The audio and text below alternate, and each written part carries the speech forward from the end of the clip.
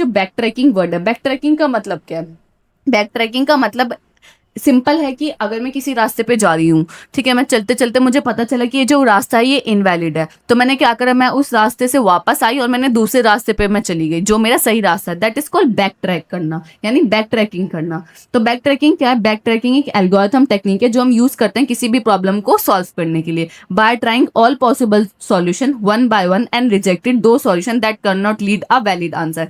एक प्रॉब्लम है, उसका हमें सॉल्यूशन को फाइंड आउट करना है, ठीक है। फॉर एग्जाम्पल, एक मेरी प्रॉब्लम है, इसके बहुत सारे सॉल्यूशन है, solution 1, solution 2, solution 3 and solution 4, clear है। बट इसमें से ये सारे सॉल्यूशन ठीक नहीं है, इसमें से कोई एक सॉल्यूशन ठीक है। तो मैंने क्या करा, इस प्रॉब्लम के सॉल्यूशन नंबर 1 पे गई, वो चेक करा, वो इनवैलिड था, तो मैंने क्या करा, बैक ट्रैक करा, मैं दोबारा प्रॉब्लम पे गई, तो मैंने दोबारा प्रॉब्लम को समझा, तो मुझे लगा कि मेरा जो S3 है वो मेरा सॉल्यूशन है, तो मैं S3 पे गई, वो भी मेरा गलत निकला, तो मैंने फिर से बैक ट्रैक किया, फिर मैंने प्रॉब्लम को समझा, फिर मुझे एक्चुअल में समझ आया कि जो मेरा सॉल्यूशन है वो कौन सा है, S4, और मैं S4 पे गई और जो मेरा सॉल्यूशन था वो था क्या, मेरा करेक्ट था।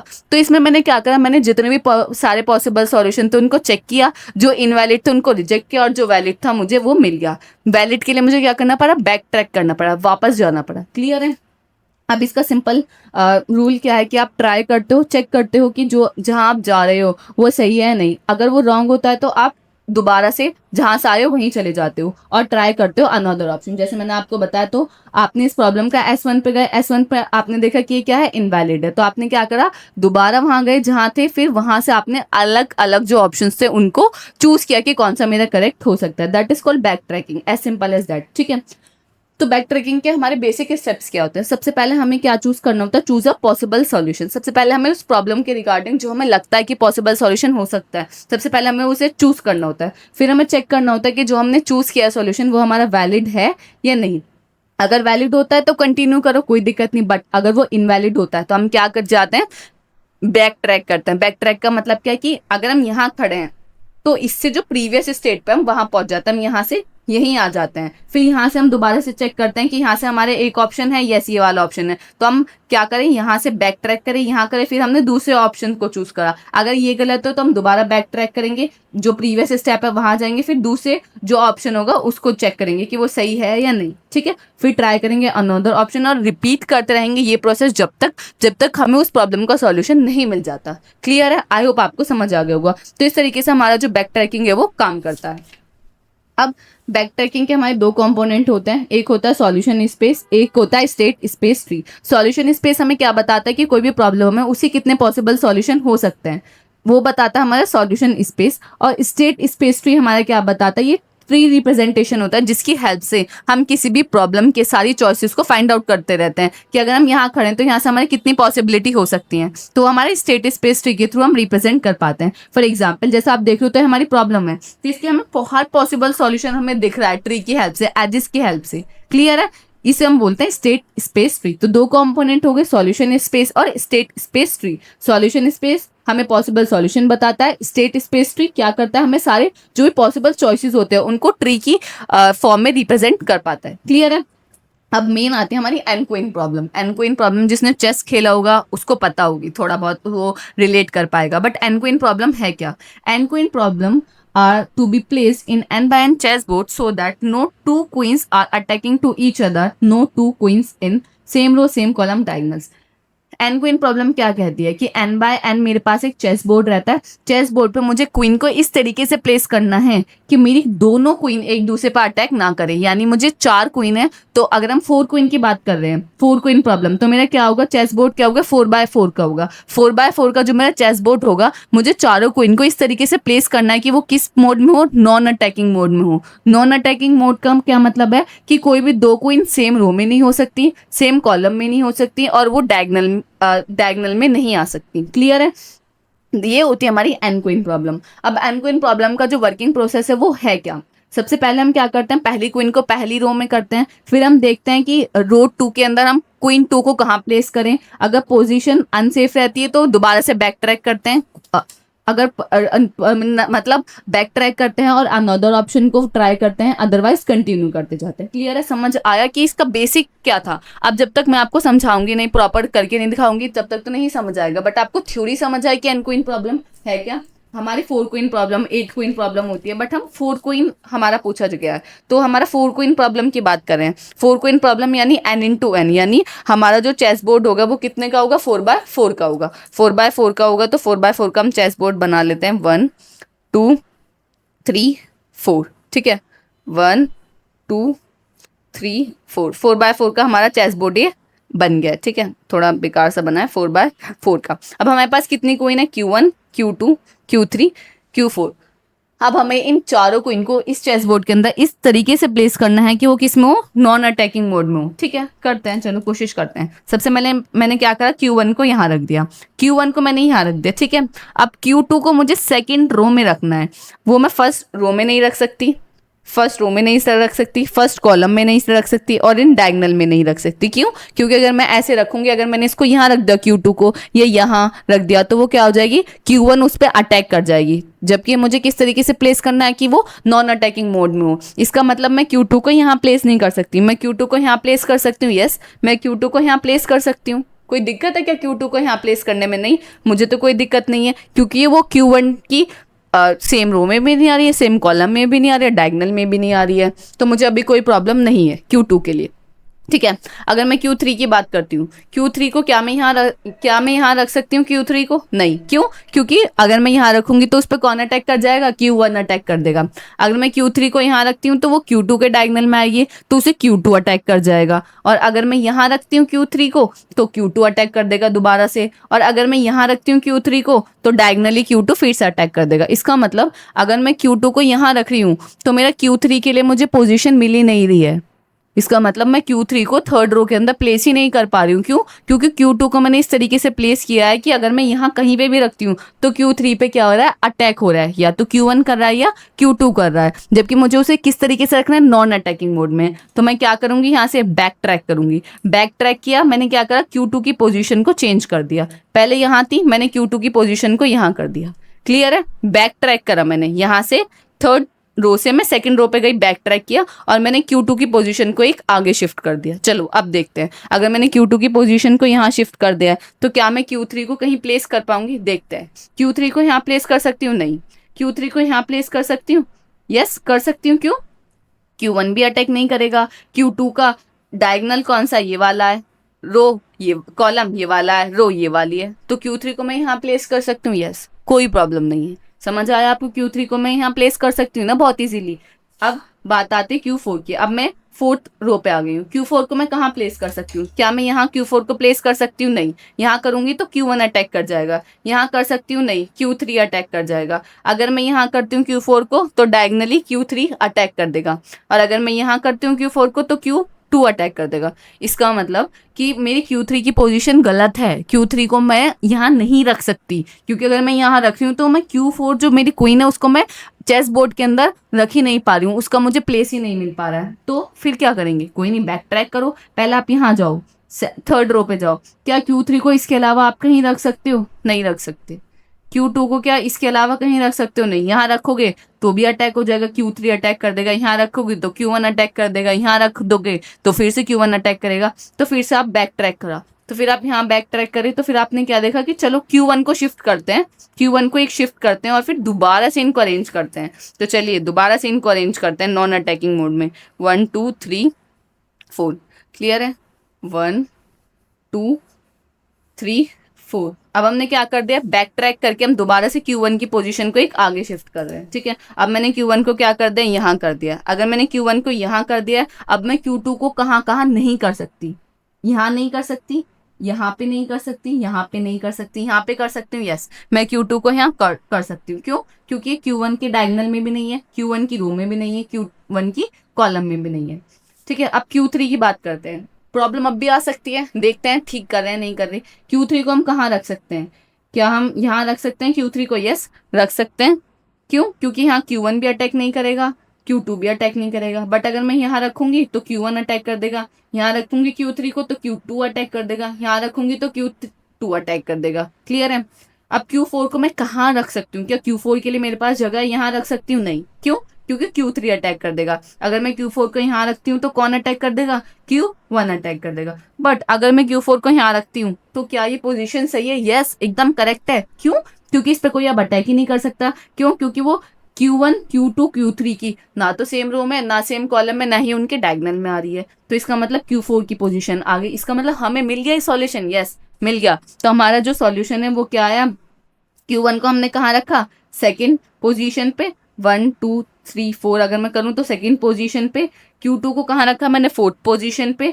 Q3 को कहाँ रखा? 1 पोजीशन पे। और Q4 को मैंने कहाँ रखा? थर्ड पोजीशन पे। तो ये मुझे मिल गया एक सॉल्यूशन। बट इसका रिवर्स भी तो हो सकता है, इसका मिरर इमेज भी तो हो सकती है। ठीक है, अगर इसकी मिरर इमेज की बात करें तो क्या होगा? 3 1 4 2। तो मेरे पास दो सॉल्यूशन हो जाएंगे, एक मैंने फाइंड आउट करा, एक उसकी मिरर इमेज है। ये तो मैंने फाइंड आउट करा, अगर आप नोट्स के अंदर देखोगे तो वो उसकी मिरर इमेज है। क्या मिरर इमेज में क्या आएगा? 3 1 4 2, 3 1 4 2। और ये इसकी मिरर इमेज है। क्लियर है? तो ये है हमारी एनक्विन प्रॉब्लम। आई होप आपको क्लियर होगा।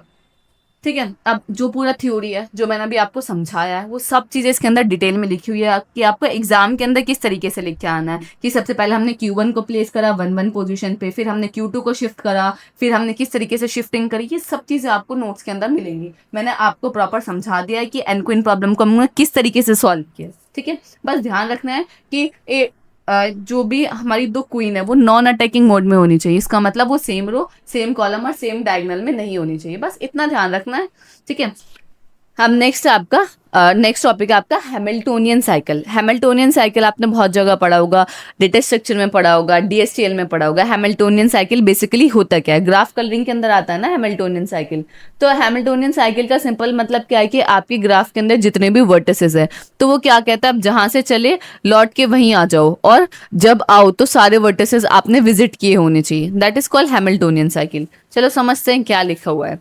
Visit every vertex exactly once. Hamiltonian cycle में क्या, हैमिल्टोनियन ग्राफ में आपके जितने भी वर्टिसेस है आपको उन्हें सिर्फ और सिर्फ एक ही बार क्या करना है? विजिट करना है और रिटर्न करना है स्टार्टिंग नोड पे। पूरा ग्राफ विजिट करने के बाद आपको कहाँ आना है? स्टार्टिंग नोड पे ही आना है। जैसे कि अगर मैं इसकी बात करूं, मैं ए से चली, ए से सी गई, सी से डी गई, डी से मैं बी गई, बी से मैं ए गई। तो जहां से चली मैं वहीं आ गई और मैंने सारे जितने भी वर्टिसेस थे उनको विजिट भी कर लिया। तो क्या ये मेरे हैमिल्टोनियन साइकिल मुझे फाइंड आउट हुई? यस, एक मेरी हैमिल्टोनियन साइकिल फाइंड आउट हुई। ए सी डी बी ए, एक हो गई ए बी डी सी ए, यानी दो हैमिल्टोनियन साइकिल इसके अंदर एग्जिस्ट करते हैं। क्लियर है? तो इसके अंदर हमने क्या करा कि जितने भी वर्टिसेस है उन्हें मैंने एग्जैक्टली एक बार क्या कर लिया? विजिट कर लिया, और मैं जहां से चली थी मैं लौट के वहीं आ गई हूँ। तो ये क्या है? मेरा हैमिल्टोनियन ग्राफ है। और इसके अंदर जो हैमिल्टोनियन साइकिल एग्जिस्ट करती है वो क्या है? ए बी डी सी ए, और इसका अपोजिट है ए सी डी बी ए। क्लियर है? अब हैमिल्टोनियन साइकिल्स में जो ग्राफ है वो आपका कनेक्टेड होना बहुत ज़्यादा ज़रूरी है। अगर ग्राफ डिसकनेक्टेड होगा, थोड़ा ग्राफ यहाँ है, थोड़ा यहाँ है, थोड़ा यहाँ है, तो आप कभी भी उसके अंदर साइकिल को फाइंड आउट नहीं कर पाओगे। तो हैमिल्टोनियन साइकिल के अंदर बहुत इंपॉर्टेंट पॉइंट है कि जो आपका ग्राफ है वो कनेक्टेड होना चाहिए। चाहे वो आपका ग्राफ डायरेक्टेड भी हो सकता है, अनडायरेक्टेड भी हो सकता है, उससे कोई प्रॉब्लम नहीं है, बट कनेक्टेड होना चाहिए। क्लियर है? अब नेक्स्ट एग्जाम्पल ये है आपका, इसके अंदर से अगर मैं बोलूँ आपका हैमिल्टोनियन साइकिल फाइंड आउट करने की, तो आप बहुत इजीली कर सकते हो। कैसे? आप 1 से चले, 1 से 2 गए, 2 से 3 गए, 3 से 4 गए, 4 से 5 गए, 5 से 6 गए, 6 से 1 आ गए। सबसे पहला हैमिल्टोनियन साइकिल। फिर सेकंड क्या है? 1 से 2 गए, 2 से आप 6 गए, 6 से 5 गए, 5 से 4 गए, 4 से 3 गए, और 3 से आप 1 गए। लो, सेकंड हो गया। थर्ड आप फाइंड आउट कर सकते हो, 1 से 6 गए, 6 से आप 2 गए, 2 से 5 गए, 5 से 4, 4 से 3, 3 से 1। तो ये क्या? हैमिल्टोनियन। ये हैमिल्टोनियन ग्राफ है। इसके अंदर कितनी साइकिल एग्जिस्ट कर रहे हैं? बहुत सारी। ये तो मैंने 3 है, 4 5 इसके अंदर एग्जिस्ट कर रही हैं। क्लियर है? तो ये जो हम निकालते हैं क्या है? Hamiltonian cycle. हैमिल्टोनियन साइकिल का मतलब क्या है कि हम जिस नोड से चले वहीं वापस आ गए, एग्जैक्टली हमने सारे वर्टिसेस को एक बार विजिट कर लिया ग्राफ के अंदर। क्लियर है? अब इसको हमें चेक करना, इसको हमें सॉल्व करना होता है with the help of back tracking. ठीक है, ये हमारा जो टॉपिक है हैमिल्टोनियन साइकिल, ये हमारा बैक ट्रैकिंग का अंदर आता है कि बैक ट्रैकिंग की हेल्प से आप बताओ कि हैमिल्टोनियन साइकिल को आप किस तरीके से सॉल्व करोगे। क्लियर है? सबसे पहले हमने एक नोड सेलेक्ट कर लिया जो जहाँ से हमें स्टार्ट करना है। तो मैंने कौन सा नोड सेलेक्ट कर लिया? 1।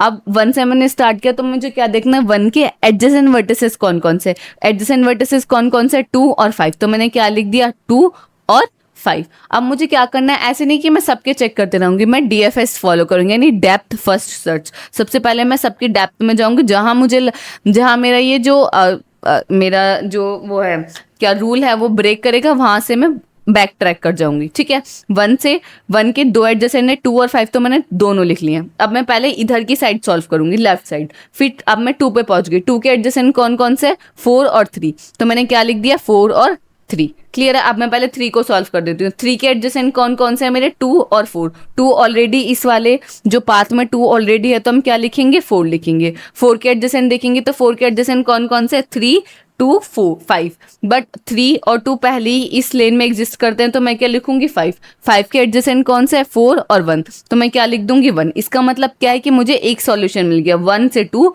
2 से 3, 3 से 4, 4 से 5 और 5 से 1। ये मेरा एक सॉल्यूशन हो गया इस ग्राफ के अंदर, ठीक है। अब मैं इसको चेक करती हूँ। 4 के एडजेसेंट कौन कौन से, 3 और 5, 3 और 5 लिख दिया। अगर मैं 3 के एडजेसेंट देखूं तो 3 के एडजेसेंट कौन से, 2 और 4, और इस वाले पाथ में 2 और 4 पहले ही एग्जिस्ट करते हैं, तो इसका मतलब ये क्या होगा, यहाँ मेरा ब्लॉक्ड हो गया, ठीक है। अब मैं 5 के लिए चेक करती हूँ। 5 के एडजेसेंट कौन कौन से, 1 और 4, ऑलरेडी इस वाले पाथ में 1 भी प्रेजेंट है और 4 भी प्रेजेंट है, इसका मतलब हम इसमें आगे नहीं बढ़ सकते, तो क्या हो गया, यहाँ ब्लॉक्ड हो गया। क्लियर है। अब ये वाला मैंने चेक कर लिया। अब मैं इसके लिए चेक करती हूँ, क्योंकि 1 के एडजेसेंट 2 और 5 थे ना, अब मैं 5 के लिए चेक करती हूँ। अब 5 के एडजेसेंट कौन कौन से है मेरा, 1 और 4। 1 ऑलरेडी प्रेजेंट है, तो मैं किसको लूंगी, यहाँ 4 को लूंगी। अब मैं 4 के एडजेसेंट देखूंगी। 4 के एडजेसेंट कौन कौन सा है मेरा, 3 है, 2 है, 5 है। 5 तो पहले ही है, तो मैं किसको चेक करूंगी, 3 और 2 के लिए चेक करूंगी। अब पहले मैं 2 के लिए चेक करती हूँ। 2 के एडजेसेंट कौन कौन से है मेरे, 1 और 3। 1 ऑलरेडी है, तो इसके अंदर क्या आएगा, 3। अब 3 के मैं एडजेसेंट देखूंगी। 3 के एडजेसेंट 2 और 4 है। 2 और 4 ऑलरेडी इस वाले पाथ में एग्जिस्ट करते हैं, तो इसका मतलब मैं आगे नहीं बढ़ सकती, तो ये क्या हो गया, ब्लॉक्ड हो गया, ठीक है। अब मैं 4 के एडजेसेंट देखती हूँ। 4 के एडजेसेंट कौन कौन से है, 3 5 और 2। इसके अंदर 5 भी एग्जिस्ट करता है, 3 5 और 2, 5 भी एग्जिस्ट करता है। 4 के एडजेसेंट कौन से, 3 2 और 5।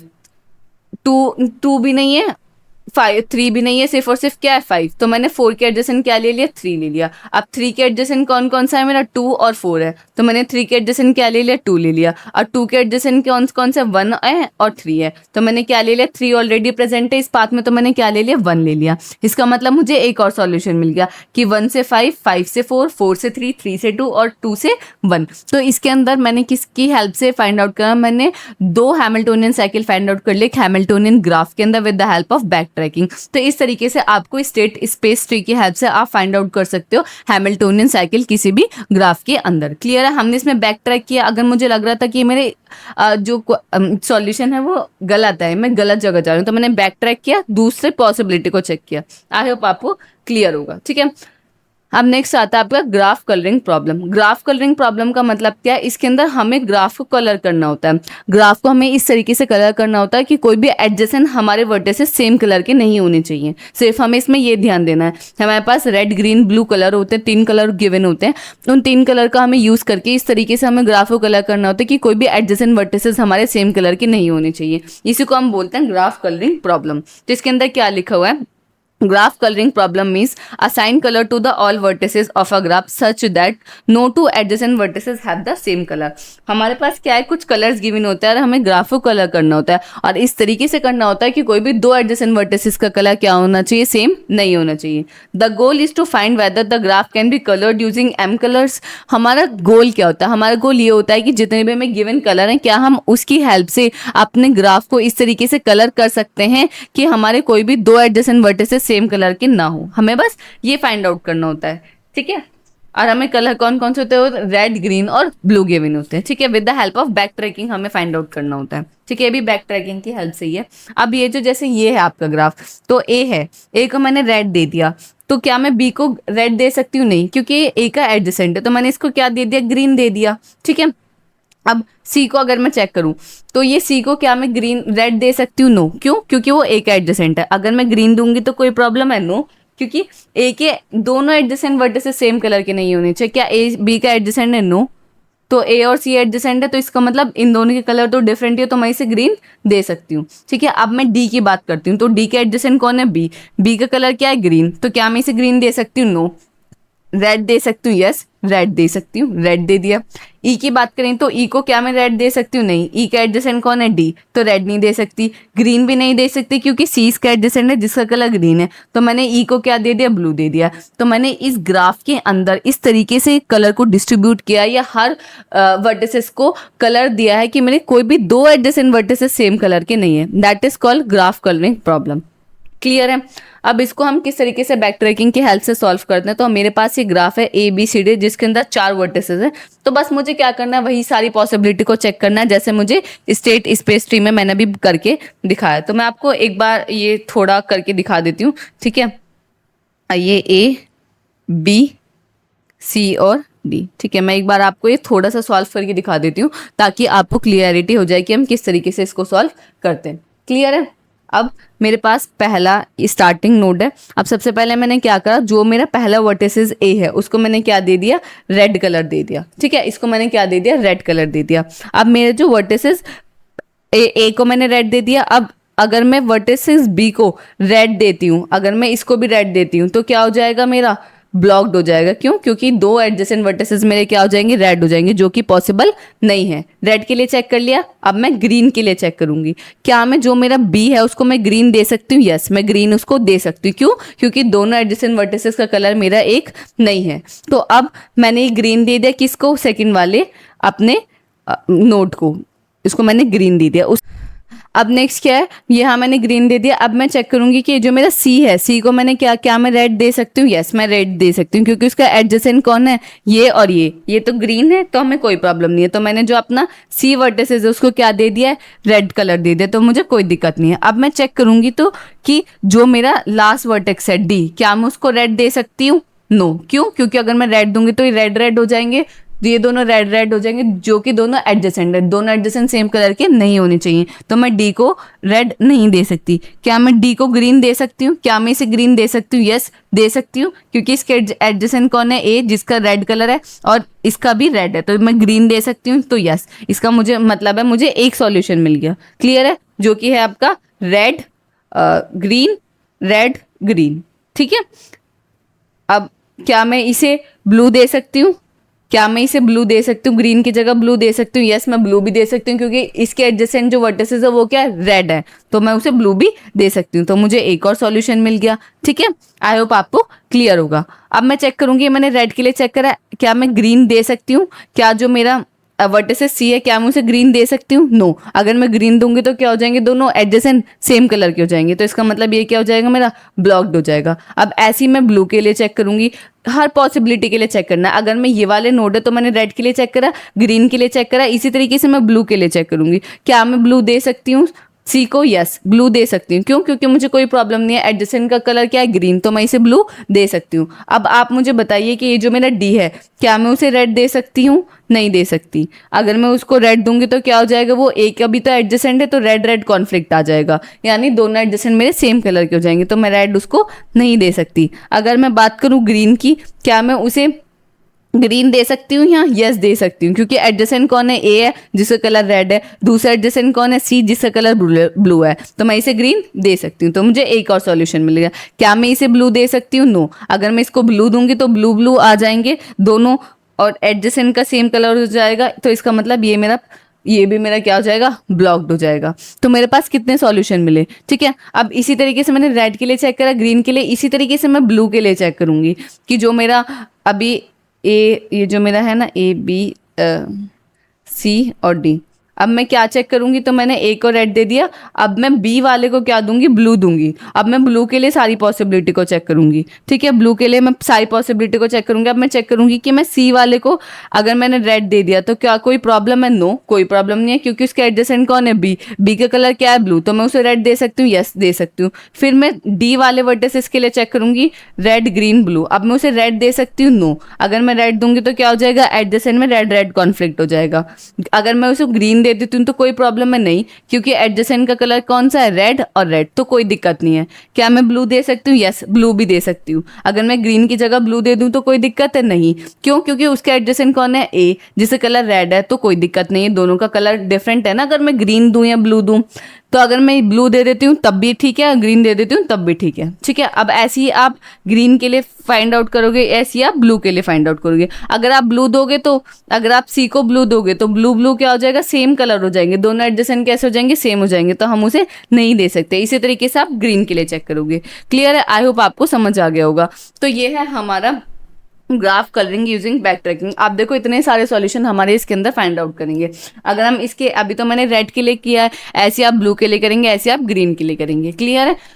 तो आई होप आपको समझ आ गया होगा। तो ये स्टेट स्पेस ट्री बहुत ऐसा नहीं है कि एकदम ही आपको समझ आ जाएगी। यूनिटी थोड़ा बड़ी है और इसमें सारी बैक ट्रैकिंग से लेके डायनामिक में काफ़ी सारी प्रॉब्लम्स है।